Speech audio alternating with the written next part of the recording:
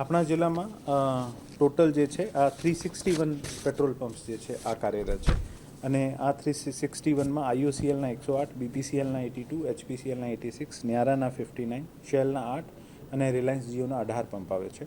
આ તમામ oil marketing companies સાથે સતત વહીવટીતંત્ર સંકલનમાં છે અને અમે પ્રયત્ન કરીએ છીએ કે દરેક જગ્યાએ પૂરતો જથ્થો અવેલેબલ રહે.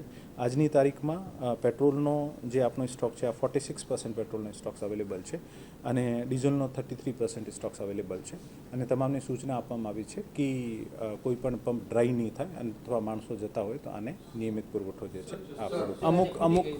અમુક પેટ્રોલ પંપ અથવા વિસ્તારમાંથી એવી સૂચનાઓ મળતી હોય છે જેથી સંબંધિત આઈઓએમસી ઓઇલ માર્કેટિંગ કંપનીઝને વાત કરીને આને પુરવઠો ઝડપથી મળી જાય અને અગવડ ના પડે ખેડૂતોને અથવા રાહગીરોને, મોટા કમર્શિયલ ટ્રક્સ વગેરે નાના વ્હીકલ્સને પણ આને માટે સૂચના આપો. આજની તારીખમાં મારા આંકડા પ્રમાણે તમામમાં ડીઝલનો જથ્થો રિઝર્વ સ્ટોક જે છે આ ઉપલબ્ધ છે.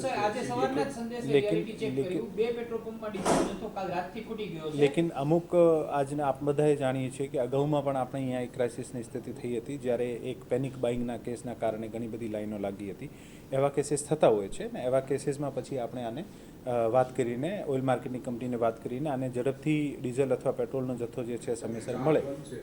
લાસ્ટ ટાઈમ જ્યારે આ ક્રાઇસિસ ડેવલપ થયો હતો ત્યારે જે રાજ્ય સરકારની તમામ સૂચનાઓ હતી કે ખેડૂતો વગેરેને જે કેરબામાં અલાઉ કરવાના છે એવી રીતે આપણે અલાઉ કરીએ છીએ. ભવિષ્યમાં જે પણ નવી સૂચનાઓ છે આનું અનુરૂપ પાલન કરવામાં આવશે.